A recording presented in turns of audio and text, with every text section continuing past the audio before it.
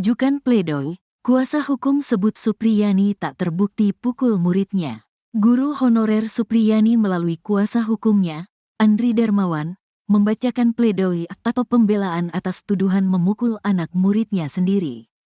Pledoi disampaikan pada sidang lanjutan di Pengadilan Negeri atau PN Andulo, Kabupaten Konawe Selatan, Provinsi Sulawesi Tenggara, Sultra, Kamis, tanggal 14 November tahun 2024. Sidang pledoi diajukan kuasa hukum Supriyani, Andri Darmawan usai Jaksa Penuntut Umum, JPU, memberikan tuntutan bebas terhadap terdakwa Supriyani pada sidang Senin, tanggal 11 November tahun 2024, lalu. Pasalnya dalam tuntutan bebas tersebut, kuasa hukum menganggap ada yang mengganjal karena JPU masih menyimpulkan terdakwa tetap melakukan tindakan pemukulan secara spontan kepada korban. Sehingga pada pledoi yang dibacakan hari ini, Andri Darmawan berkesimpulan kliennya, yakni Supriyani tidak bersalah atau tidak terbukti memukul muridnya, anak polisi. Tadi di pledoi ini kita sudah menggambarkan fakta-fakta dan analisis dengan alat-alat bukti semua serta yang berkesesuaian, sehingga kami dapat berkesimpulan akhir bahwa Ibu Supriyani secara sah dan meyakinkan tidak terbukti seperti yang dituduhkan melakukan kekerasan terhadap anak, kata Andri. Ia juga menjelaskan, saksi-saksi yang dihadirkan dalam persidangan membuktikan terdakwa Supriyani tak pernah memukul muridnya.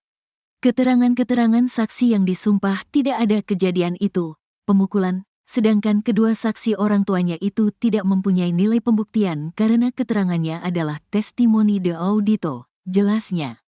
Dalam pledoi tersebut Andri Darmawan meminta beberapa poin kepada majelis hakim untuk mempertimbangkan terdakwa Supriyani.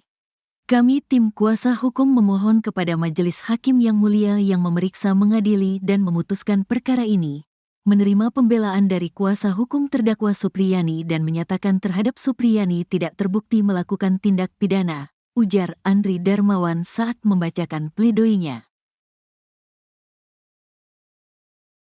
Apa yang dijadikan rujukan bagi JPU dalam melaksanakan penuntutan lepas dari segala tuntutan hukum? Logika fallacy JPU berikutnya adalah adanya pernyataan yang salah, yaitu kutipan yang di luar konteks untuk membuktikan sesuatu. Hal ini dapat terlihat dari argumen JPU yang mengutip pendapat ahli Dr. Raja Alfat Widaswara, yang menurut penuntut umum bahkan memperkuat dan bersesuaian dengan bukti visum yang diajukan penuntut umum, yang mana ahli menerangkan di bawah sumpah dengan dalam persidangan bahwa kekerasan benda tumpul dapat menyebabkan luka lecet, luka memar, luka robek, dan surat keterangan visum et repertum UPTD Puskesmas Palangga nomor 445 garing 099 tanggal 26 April 2024 yang ditandatangani oleh Dr. Sifaul Hayat Zainal Prio dengan kesimpulan pada hasil pemeriksaan terdapat luka memar disertai luka lecet pada dada paha kanan dan paha kiri bagian belakang. Pernyataan ahli yang diikuti oleh JPU tersebut adalah sebuah kebohongan karena keterangan ahli di persidangan yang kami catat dan rekam. Dr. Raja Alfat Widaswara tidak pernah menyatakan bahwa kekerasan benda tumpul dapat menyebabkan luka lecet, luka memar, dan luka robek. Ahli Dr. Raja Alfat Widaswara di persidangan menyatakan bahwa kekerasan tumpul dapat menyebabkan luka lecet, luka memar, luka robek. Kekerasan tumpul dapat diakibatkan oleh pukulan, gesekan benda yang permukaannya kasar atau digaruk. Dari kutipan JPU tersebut dapat diketahui bahwa JPU mencoba memanipulasi keterangan ahli dengan menyisipkan kata yang tidak pernah diucapkan oleh ahli, yang mana di persidangan ahli menyatakan kekerasan tumpul, tapi JPU mengutip dengan menambahkan kata benda sehingga menjadi kekerasan benda tumpul. Lalu kemudian JPU mengaitkan dengan surat keterangan visum et repertum DUD UPTD Puskesmas Palangga nomor 445 tanggal 26 April 2024 yang ditandatangani oleh Dr. Sifaul Hayat Zainal Prio. Padahal apabila diteliti hasil visum et repertum jelas dinyatakan luka lecet dan memar akibat kekerasan tumpul dan bukan dinyatakan akibat kekerasan benda tumpul.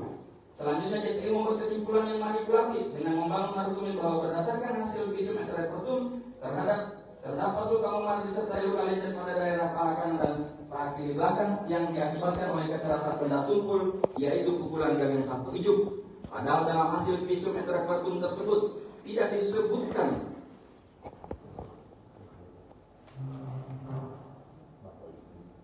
bahwa luka lecet dan memar pada korban akibat kekerasan benda tumpul berupa pukulan gagang sapu ujit dan hanya menyebutkan bahwa luka memar dan lecet akibat kekerasan tumpul tanpa menyimpulkan benda jenis apa yang menyebabkannya, sehingga untuk lebih jelasnya dibutuhkan keterangan ahli yang lebih kompeten untuk menentukan penyebab luka dan benda apa yang menyebabkan luka tersebut, yaitu dokter ahli forensik, dan tidak boleh berdasarkan pada kesimpulan JPU yang seolah-olah merangkap sebagai dokter ahli forensik. Dan sebagaimana kita ketahui, ahli Dr. Raja Alfat Widyaswara sudah tegas dan jelas menyatakan bahwa berdasarkan pengamatan foto luka dan hasil VAR, disimpulkan bahwa luka tersebut bukan disebabkan oleh pukulan gagang sapu ujuk. Bahkan kemungkinan luka tersebut diakibatkan oleh pukulan gagang sapu ujuk adalah 0%.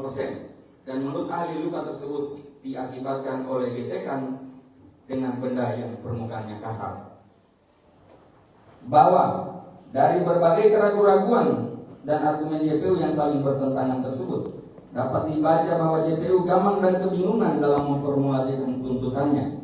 Di satu sisi JPU tetap ingin mempertahankan dakwaannya yang menyatakan terdakwa telah melakukan perbuatan pemukulan terhadap anak korban agar bisa menyelamatkan penyidik, JPU dan pelapor dari tuntutan balik terdakwa. Tapi di sisi lain JPU ingin meraih simpati publik di tengah kritik dan hujatan yang begitu keras dari masyarakat kepada polisi dan jaksa dalam penanganan perkara ini dengan cara menuntut terdakwa lepas dari segala tuntutan hukum, walaupun dengan argumentasi yang tidak berdasar dan saling bertentangan seperti yang kami kemukakan di atas, dengan tujuan agar masyarakat awam yang tidak mengerti hukum bisa menduga bahwa JPU telah berempati kepada terdakwa dan telah memberikan rasa keadilan kepada terdakwa. Sehingga pada titik ini kami sangat memahami bahwa posisi JPU memang sangat dilematis karena harus bermain di dua peran sekaligus dalam sandiwara ini, yaitu sebagai tokoh antagonis yang ikut menyeret terdakwa ke persidangan, tapi di peran lain sebagai tokoh protagonis bagi terdakwa dengan menuntut lepas dari segala tuntutan hukum. Selanjutnya surat dakwaan tidak kami bacakan. Fakta persidangan, keterangan saksi anak Muhammad Cesar Dalpa Wibowo.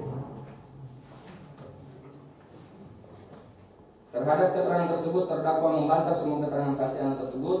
Saksi anak Afisa Safira, terhadap keterangannya terdakwa membantah keterangan saksi anak tersebut. Saksi Isatun Nafsiyah, terhadap keterangannya terdakwa membantah keterangan saksi anak tersebut. Saksi Nur Fitriana AMK, terhadap keterangannya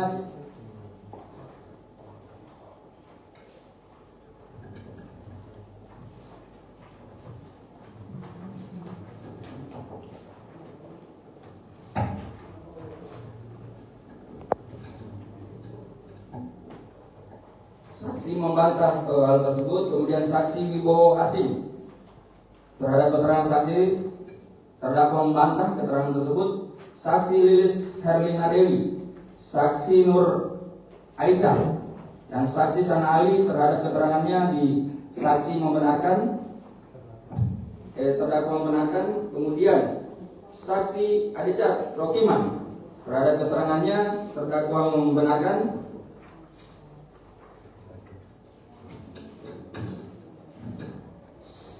Ahli Susno Duaji, terdakwa tidak menanggapi. Kemudian ahli Reza Indragiri, terdakwa tidak menanggapi. Ahli Dr. Raja Alfat Widyaswara, terdakwa tidak menanggapi.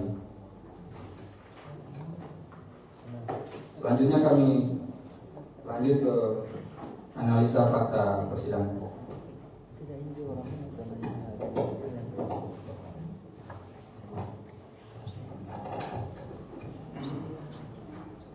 Majelis hakim yang kami muliakan, penuntut umum yang hadirin dan kami hormati, bahwa berdasarkan keseluruhan fakta yang terungkap di persidangan, maka sebelum mempersidangan adanya fakta-fakta hukum mengenai perkara ini, terlebih dahulu dinilai dan dipertimbangkan apakah alat bukti seperti keterangan saksi, keterangan ahli, surat, petunjuk dan keterangan terdakwa sebagai diatur dalam Pasal 184 ayat 1 buah memiliki nilai pembukti yang sah dan dapat diterima secara hukum, sehingga fakta-fakta tersebut berkualitas secara hukum untuk mengungkap dengan jelas dan